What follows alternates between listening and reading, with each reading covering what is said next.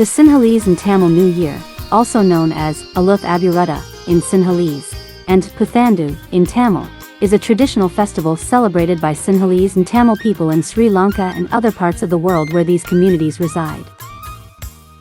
The festival falls on April 13th or 14th each year, and it marks the beginning of the new year in the Sinhalese and Tamil calendars.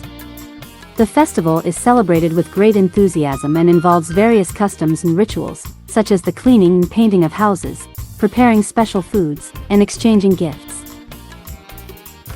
During the festival, people visit their relatives and friends, dress up in new clothes, light oil lamps, and engage in cultural activities such as traditional dances and games. The festival is also significant in terms of agriculture, as it marks the end of the harvest season and the beginning of the new planting season.